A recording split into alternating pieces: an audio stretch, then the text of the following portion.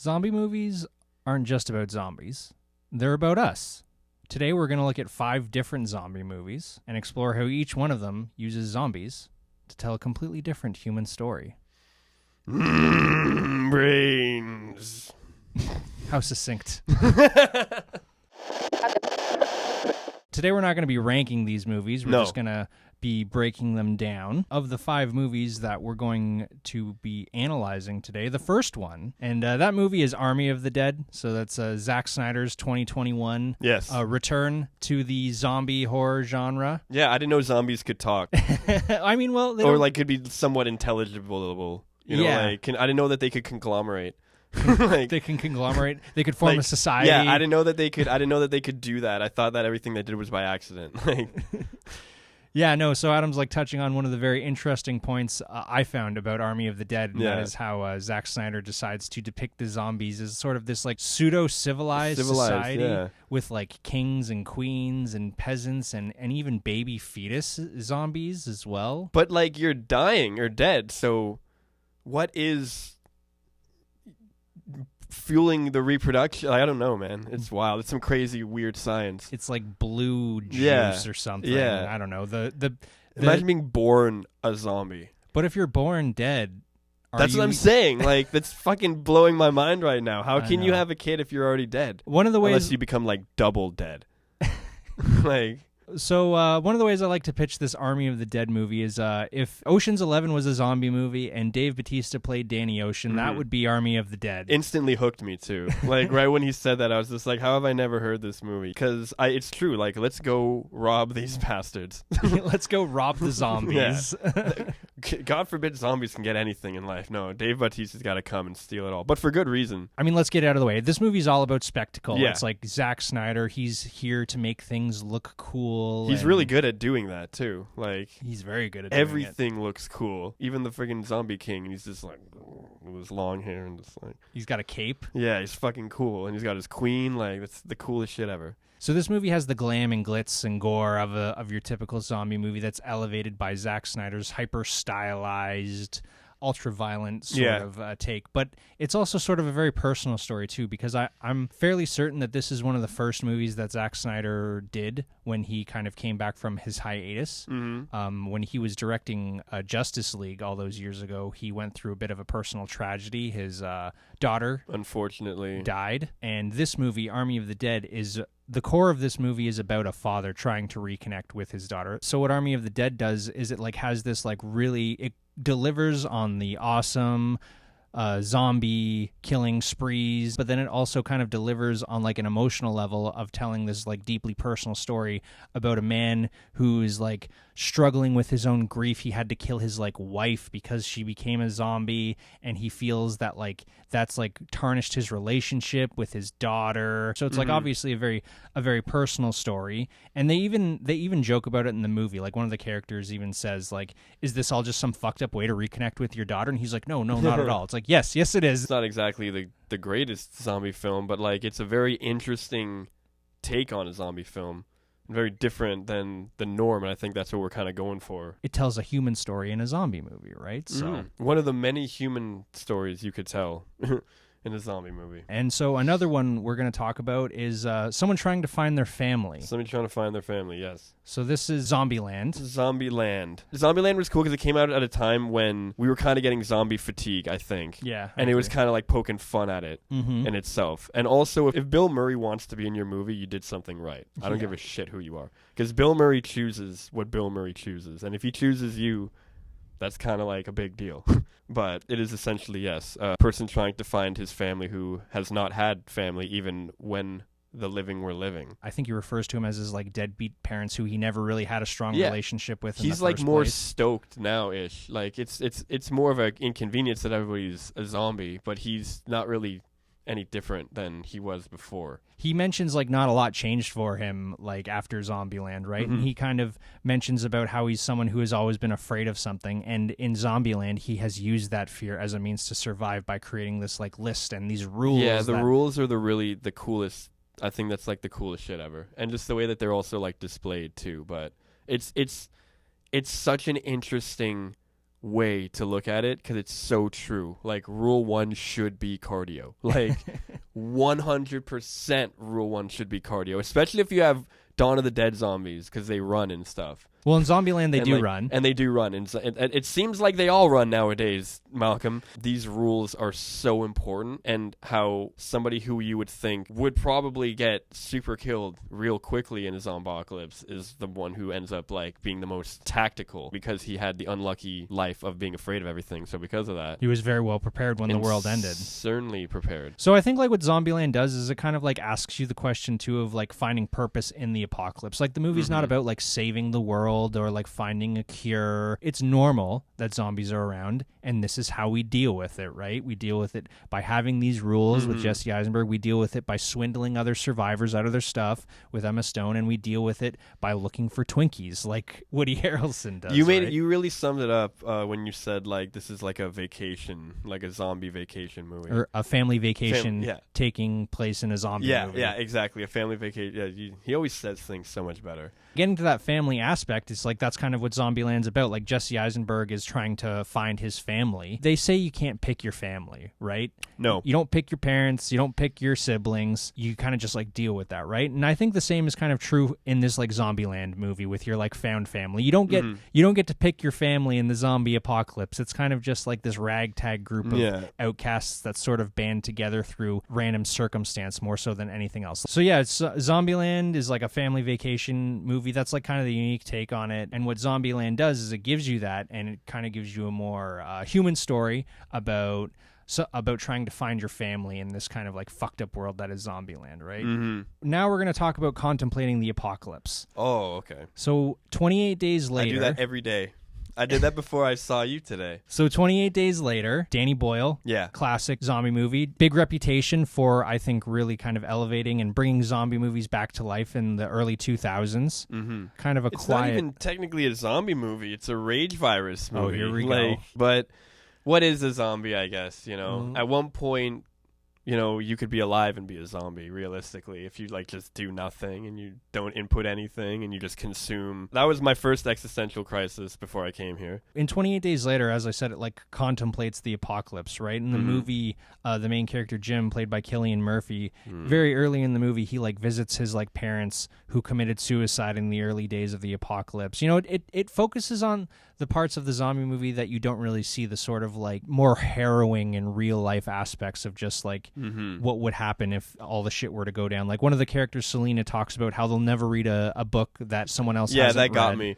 They'll never see a new painting or a new piece of art. New piece of art that anyway, because it's like humanity's been completely wiped. But I just wanted to quickly point out how the opening scene is breathtakingly, like, beautiful, but also cool how practical it was, because they just, like, I don't think they shut anything down. I think they just, like, got there really early before anybody got to work, and they just, like, filmed. So we kind of like see how the world goes on without humanity, without human civilization. And there's even a scene in the movie when they're on their journey, they watch a family of horses like running through a field. It's beautiful. They're admiring like the beauty of it, but it also, one of the characters even talks about how it's just like they don't care about the infection. And even one of the soldiers that they meet later in the movie talks about how the fall of human civilization is actually a return to normalcy for the planet Earth, how human civilization is just a blink on like the billions of year history of Earth. Sorry to interrupt. That's one of the coolest things about these post-apocalyptic movies, because you see over time how nature eventually will take over, like, again. And what I think is interesting about 28 Days Later is the true antagonist of the movie, it's all about the hubris of man. Yeah. Like, the infected, they might seem like the bad guys, but they're only used as tools to, like, highlight the mistakes that the characters make in the movie. People die because of human error and, like, human mistakes. Like, in the beginning of the movie, Jim gets one of the people who saves him, Mark, killed because he's ignorant to the dangers of the world. He's ignorant to, like, what you can and cannot do. Later in the movie, like, Brendan Gleeson's character, he, like, kicks a post. A drop of blood just falls in his eye. That's the worst! Yeah, exactly. I hate that. The worst! And then he turns into a zombie, and the soldiers that he has been guiding his family to save have to kill him. That sucks so bad. It's, like, very harrowing, right? So Christopher Eccleston plays this, like, kind of Colonel Kurtz type character, talking about how before the world ended, all he saw were people killing people, and now that the world has ended, he still sees people killing people. And there's like a ring of truth to what he's saying, and the movie does a good job of displaying that, right? So he tries to convert Jim to his cause, this kind of like new world order where the like soldiers are going to like reign supreme, take advantage and use of the women that they find to create like a new world, the kind of very like sort of caveman-esque vision, if you will. Jim rejects that. In the essence of Jim having to fight back against the soldiers, he has to kill them. He's fighting against Christopher Eccleston's vision. However, he is inherently fulfilling what Christopher Eccleston kind of prophesizes in the movie of people killing people, right? And at the end of the movie, he brutally murders one of these soldiers, and the girl he's trying to save isn't sure, and the audience also isn't sure if he has become infected. That's the most like, we're not so different, you and I, you know what I'm saying? Now we're going to talk about the cost of greed. So Train to Busan, the 2016 Korean film, has a very interesting take on zombies. I think this is probably one of the best zombie movies that have ever been made. In Train to Busan, there's two plagues. Yes. There's, of course, the zombie plague, which we see happen in the movie, but there is another plague that has already kind of been running rampant through Korea as the movie starts, and it is the plague of capitalism. Yeah. Before, during, and after the Zombieocalypse, capitalism reigns supreme. Well, not supreme. It is broken by zombies. So Sok-woo kind of represents this average blue-collar man who's like been corrupted by temptations and the greed of capitalism. He holds himself in like higher regard to the people. He calls them lemmings. First time we see him having lunch, and he's got this like Burger King wrapper in front of him. And then we see him leaving work, and it like there's a big establishing shot of like this big Audi that he's driving. And it really tries to hammer home the fact. He's got it going on, man. Yeah, and like he's got it going on. You see these capitalist themes. So as the movie goes on and the zombie apocalypse happens, he is like constantly trying to like look out for himself and look out for his daughter. And he even says to his daughter in the movie, in times like this, you have to look out for yourself. You can't worry about other people. As we see in the movie, they arrive at a train station, and the only way they escape that train station is when the people form together and they try and save each other. And the train conductor stops the train and says, we have to get all these people out of the station. And I love how fast it happens too. Yeah, it just in a blink of an eye, man. On your morning commute, dude, and at any time, man. The plague of capitalism is like still spreading throughout the people, as we see inside and outside the train. Yeah. So there's this character, the rich man, who we see corrupts the people. So the people band together and they get out of the first train station, but on the journey to their destination, the rich man kind of corrupts them with his visions of like greed and selfishness. The worst. As Sok-woo tries to fight his way through the train and get to safety, when he finally does get to safety, the rich man makes the people of the clean car, if you will, ostracize and isolate them, right? And this selfishness and greed, I guess, maybe protects them temporarily, but as we see in the movie, it also acts as their downfall, because the one old lady who is just like, fuck it, I don't care about you people, opens the car and lets the zombies in to kill everyone. But Sok-woo goes on like a journey in this movie, right? Like he starts off as the man corrupted by capitalism and rejects the community that saves him in the movie. And he grows to realize the strength of the community and the people around him and how they need to band together to kind of overcome this. And there's a point in the movie too when his assistant calls him and reveals that this chemical plant that has been a part of their like hedge fund plan or whatever is actually the cause for the zombie apocalypse. Brutal. And Sok-woo absolves him, right? He's like, no, this is not your fault. And this is definitely one of the best scenes in the movie. There's many great scenes, but this is one of my favorites. He gets off the phone and he washes like the blood off of his hands. It's just like perfectly symbolizes that Sok-woo knows this is all his fault, that he is part of the cause for this, and there is blood on his hands. 100%. There's a few times in Train to Busan where people die, and you're just like, it should have been Sok-woo, and like, he's the main character, and you're just like, it should have been him a few times, but in the end, very, very redeeming.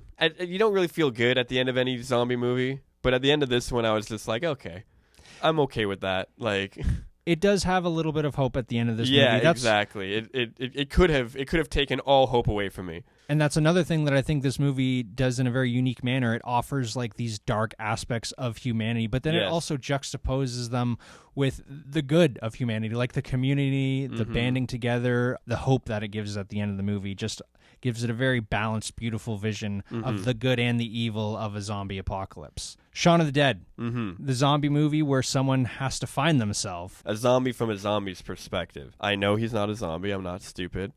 But he might as well have been. Simon Pegg is like completely like disassociated with fucking society. So the movie starts off with Simon Pegg staring aimlessly off, and he's like drinking his beer and smoking his cigarette, and he's like snapped back to reality by his girlfriend Liz, who they were clearly in the middle of a conversation with, right? Yeah. And it's we see that he's already a member of the living dead, if you will, right? And he's being pulled in two different directions by his childhood friend Ed and his on-again, off-again girlfriend Liz.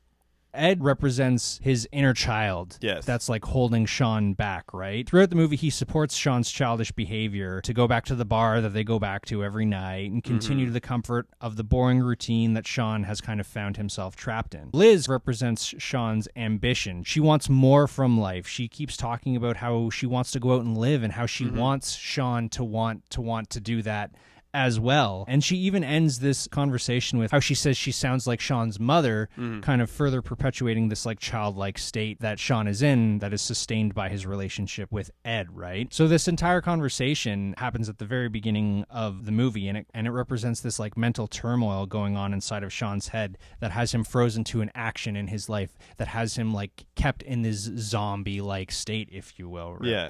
What does he do? Does he continue to follow the demands of his inner child, or is he going to act upon the desires of his ambitions, right? Like, I think it's very clear that this movie instantly elevates itself above a normal zombie movie. It's called, like, Shaun of the Dead, and you might think that kind of represents his fight against the zombies and him overcoming the apocalypse, and it's like, no, it kind of Shaun, I am of the dead. Yeah, exactly. Shaun is already of the dead, and he needs to find a way to escape that, right? Yeah. And even as, like, the movie goes on, like, Shaun and Ed have these interactions with zombies, and it's like a point of comedy in the movie. Yeah. They can't even tell that they're zombies. They're so disconnected with reality. And it's like the zombies they see are almost reflections of themselves. Yeah, themselves. Yeah, exactly. Right? They just often refer to them as, like, oh, that guy's drunk, or like the zombie that's stumbling through their garden, like later in the movie, they just think she's like some drunk girl. And everybody's drunk. They're just like palling around with her as she's trying to like eat Shaun's face, and he doesn't even realize it. It's like funny, but it's also just like tense. It's like even crazier too, because like as Shaun realizes it's the zombie apocalypse, what is his solution? Let's go to the bar that we always go to. Well, we always know. And we'll wait for all of this to blow over, right? I mean, that's the cool thing about zombocalypses is that eventually they will blow over because the human body will eventually deteriorate. This is biology. So realistically, the zombocalypse, you just have to wait it out. Like, yeah. You know what I mean? That's all. But Robocalypse, completely different. Horrifying. Robots don't rot away. Robots scare the hell out of me. Zombies I can deal with. So yeah, I think like these 5 movies kind of really like they're 5 different takes on zombie movies. That's what makes them so unique. That's why I love that like we chose this kind of like road towards zombie movies instead of just like which one has the most gore. Not to say that like Dawn of the Dead isn't a great movie. We're just kind of looking at these kind of unique perspectives, unique takes on them. They tell like a very human and a very personal story about specific individuals and their journey and growth through the zombocalypse, if you will. Zombie movies are never about zombies. Zombies are just a great way to magnify the human nature. Shout out to Dawn of the Dead and shout out to Brain Dead. Oh, yeah? That movie, too. We'll talk about it one day. We'll talk about it. But until then. Yeah. Thank you for sticking around. Yeah, and don't trust anybody with green skin. Because they might be a zombie.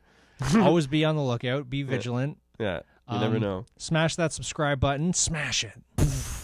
Leave a comment. Hulk let us know. Smash. Another green reference. Let us know what you thought of our opinions and our takes on... let us know what other zombie movies you think elevate themselves above the normal grain of zombie movies. Are you mad that we didn't talk about that one movie, My Boyfriend's a Zombie, or whatever that movie was? That's Warm Bodies? Warm Bodies, yeah. That's the one. That's actually one of the top selling... Is it good? I haven't seen it, but it's one of the highest grossing zombie movies of all time. Well, I mean, Twilight is also one of the highest grossing... That's not a zombie movie. Vampires are cool, too. He's not a Vampires are not zombies. That's why I Am Legend is not on this list. But those aren't vampires. Yeah, they are. They're literally called night seekers. They can't go out during the day. Yeah, but they're like, whoa. So zombies are vampires then? No, they're not. Yes, they are. Goodbye.